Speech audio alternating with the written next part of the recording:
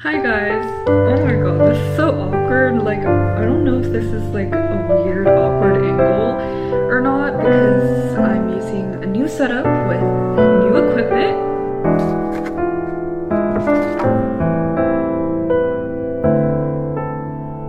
Today, it's long belated, but I thought that I would address my stats and my extracurriculars, basically my resume, that helped me get into music school. This is personally something that I was very nervous about, really terrified about, and I hope this video kind of eases your mind a little bit, because truly something that I've learned in the college application process is that grades are not and this definitely applies to every academic major as well, but especially to music majors. I don't want to tell you that like grades don't matter, but they're not all, and definitely not the majority of what gets you your decision. So there are very many other more important factors.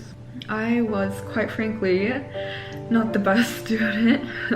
I go to a fairly competitive school, I want to say, in the Bay Area, so education here is pretty good with very smart people. I would say for really academically rigorous schools, don't feel peer pressure to take any APs or any higher level classes if you don't think you're going to enjoy it or are not interested in it or don't think it's going to help you at all in the future. That is my main piece of advice. Over the course of my high school career, I took 10 AP classes. Let's get into it. In freshman year, a 3.5 GPA. I'm going to be very vulnerable here and raw because I think that's something that is needed. In sophomore year, I took 2 APs. I took AP Bio and AP World History, which I was not interested in either of those topics. I just took it because all my friends were taking it. And my overall grade in that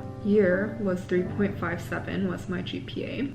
I had a 4.4 GPA this year, or in my junior year, and I took AP English, Language and Composition, AP Spanish Lang 4, and another weighted class honor pre-calculus, AP Human Geography, and AP Psychology. And then in senior year, I actually don't really remember my GPA. I think it was like a 4.0 weighted, AP Macroeconomics and AP Gov, AP Music Theory, and AP Calc AB. That's where it's at. But honestly, they got me into pretty good schools. So if you're a music major and applying to about the same school as I am, I really would say do not worry too much about your grades. Pre-screenings, getting to know your professor well, getting to know the school well, and also essay, in-person auditions matter a lot more, I promise you. And then now getting into my resume, before applying to music school, this was something else that I was really scared about. It was the fact that I had not won really major competition. I started when my age was in the double digits. I was in a midst of a pandemic where I had not competed in a competition in so long. I was going through burnout, so I was just very insecure about these things, and if my resume was good enough to even make it into music school, because there's so many amazing people out there who win like what menuing competition, things like that. So I just did not know. Here it is. First things first, this is how you want to set up your resume, or how I did it at least. It's kind of an MLA format, with my name on the top, my address, my phone number, my email, and then the major that I am applying for, which is violin performance, and then a section for education, which is just my high school name, when I'm going to be graduating, etc. Private teachers, so I had 2 teachers, listed both of them, and listed when I studied with them till when I ended. Honors, awards, competitions. I like to list this in chronological order from most recent to the longest time ago. Silicon Valley Youth Symphony Competition. It was a local competition that I competed in many times. First place for violin and second place for Musai Trio, 2021. San Francisco International Innovation Competition. First place for piano and second place for violin, 2019. Music Legacy Open Competition. First place for piano, 2019. Korean American Music Supporters Association Competition, third place, 2019. Silicon Valley Youth Symphony Competition, first place for violin and second place for piano, 2018. All-State Coda Honor Orchestra from 2017 to 2019. Certificate of Merit Level 10 completed for piano, and that took me from 2010 to 2019. Performance experience, and this is like very significant experiences. It's not like every single orchestral experience I've had. Okay, you'll get the gist when I read it off. Junior Bach Festival 2021, Young People's Symphony Orchestra 2020 to 2021, and I served as co-concert master. Hope Bach Sparrow Soloist Ensemble 2019, Hope Bach's Charity Orchestra from 2019 to 2021, my high school's musical pit orchestra with piano and violin from 2019 to 2020, Mahler at Pacific from 2019 to 2020, my high school orchestra from 2018 to 2021, CMEA Bay Section Orchestra, principal second violin from in 2018, California Youth Symphony 2018 to 2020, Silicon Valley Youth Symphony from 2015 to 2018. Summer programs, and at this point I had not attended that many summer programs. So Philadelphia International Music Festival in 2019 and Silicon Valley Music Camp at 2018. And then I did other activities / community service / projects. Virtual Virtuosos, which is providing music to comfort residents of senior homes over quarantine. I added a little description if it was not self-explanatory. KPA President Award 2021. Outstanding Community Leader Scholarship Award for Hope Bach's Charity Orchestra 2021. And then I wrote my work experience. Guiding Light Project, provided tutoring services for immigrant students 2020 to 2021. Instagram and YouTube, which was kind of a big part of my college apps.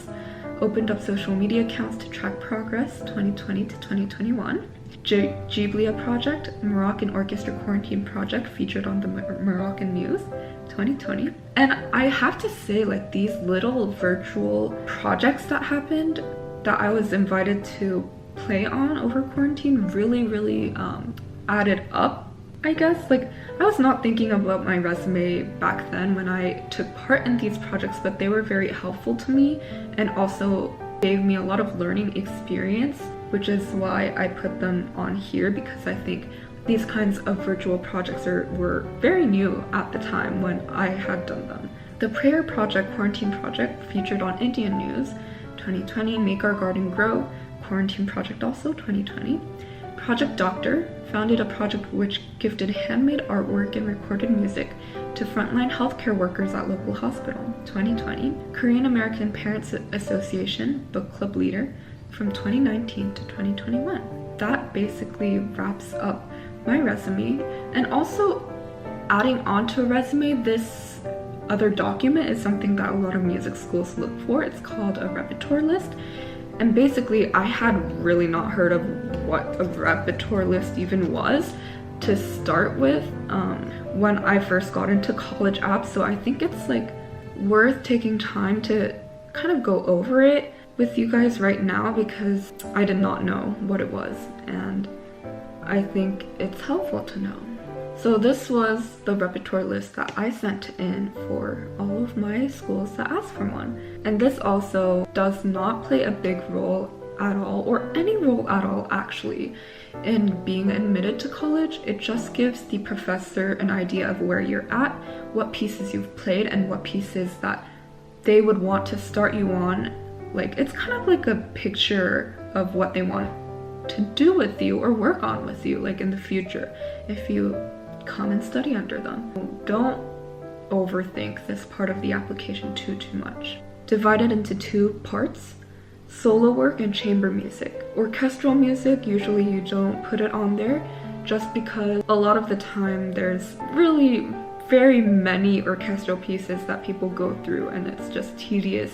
Orchestral rep is assigned to you and you're inevitably gonna have to play some pieces multiple times.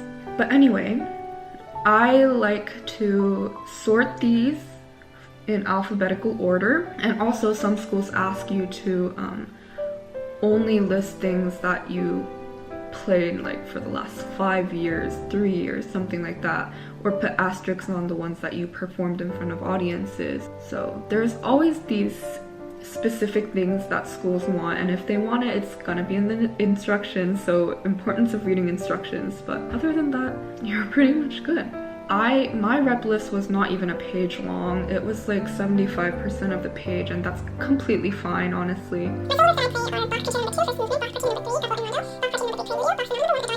As you can see, only first movements. Chamber music.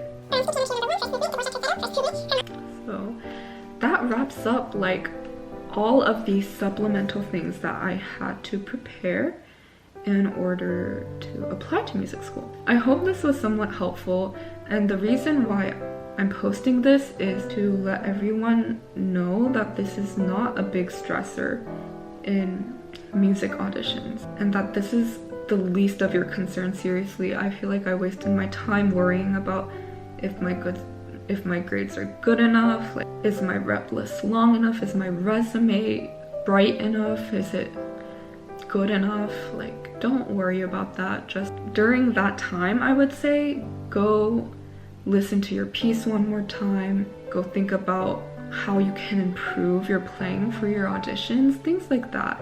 Like, these kinds of things don't really have to worry about because I got into great places. The lacking GPA and the short rep list, short resume, dull resume.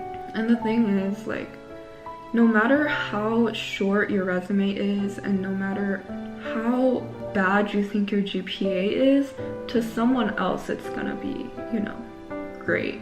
Really don't think about it too much. Like, grades are not everything. Your resume is not everything. That is the main message that I wanted to bring through to you guys today. And also how to write your resume and your rep list in the context of a music major. So I hope that helped. I will see you guys in the next video. If you guys have anything you want me to touch up on, then please let me know. I'll see you in the next one. Bye!